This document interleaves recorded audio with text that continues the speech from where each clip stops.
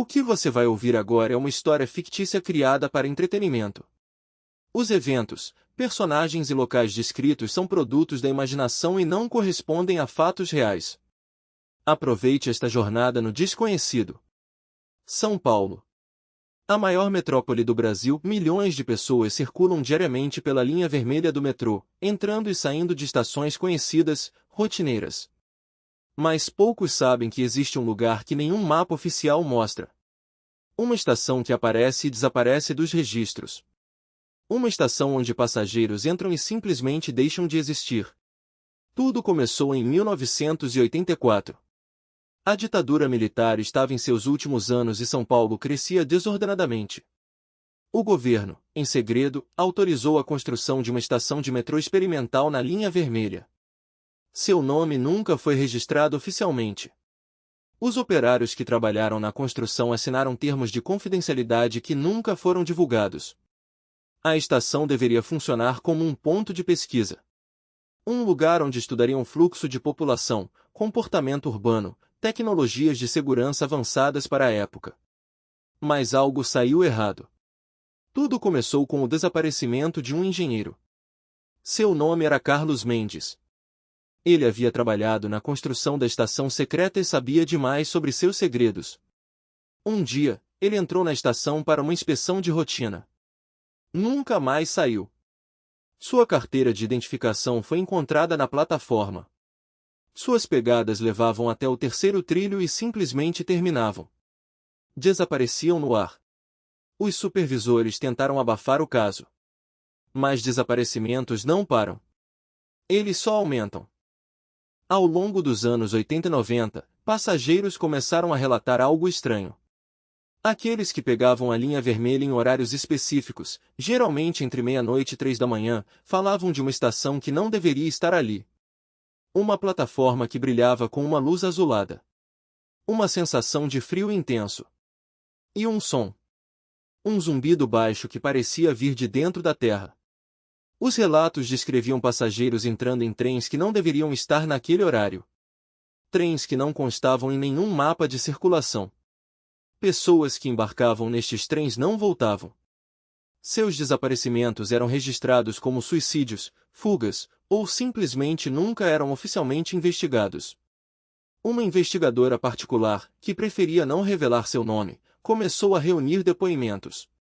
Ela entrevistou mais de 300 famílias de desaparecidos. A maioria dos casos havia ocorrido entre 1985 e 2005. Todos tinham algo em comum. Viajavam pela linha vermelha. Todos simplesmente desapareceram sem deixar rastros. Seus corpos nunca foram encontrados. Os depoimentos pintavam um quadro aterradoramente consistente. Uma mulher chamada Juliana relembrava o desaparecimento de seu irmão. Ele era um jornalista investigativo que tentava descobrir a verdade sobre a estação fantasma.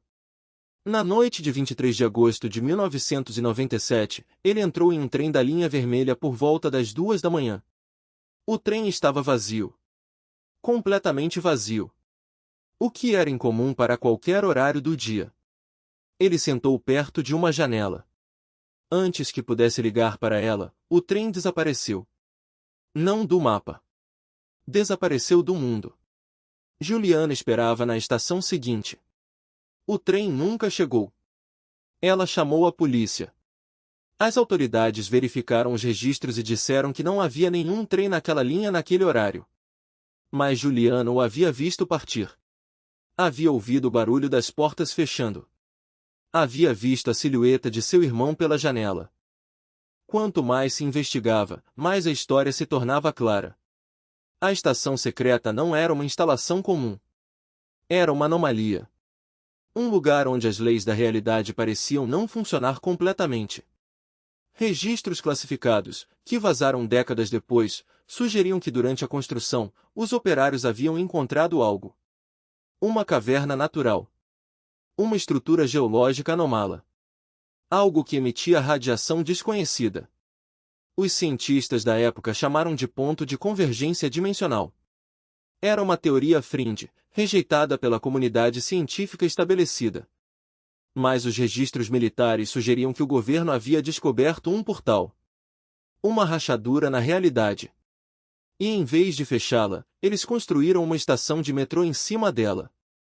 Passageiros relatavam sensações estranhas quando se aproximavam da estação. Uma pressão nos ouvidos. A sensação de que o tempo estava passando diferente. Que a gravidade estava ligeiramente alterada. Alguns diziam que podiam ouvir vozes.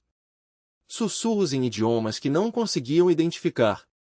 Como se aquele lugar não fosse completamente da Terra. Um relato particularmente desconcertante veio de um maquinista chamado Roberto. Ele havia trabalhado na linha vermelha por 32 anos. Em seu depoimento, ele descreveu a estação como um lugar vivo. Como se ela respirasse. Como se as paredes pulsassem com uma frequência que ele só conseguia sentir em seu peito. Ele disse que durante a noite, quando ninguém estava vendo, ele tinha certeza de que a estação se movia. Que mudava de lugar. Roberto pediu transferência em 2003 e nunca mais falou sobre o assunto. O mais assustador é que os desaparecimentos nunca pararam completamente. Eles diminuíram. Desaceleraram. Como se o portal estivesse se saciando gradualmente. Como se estivesse esperando.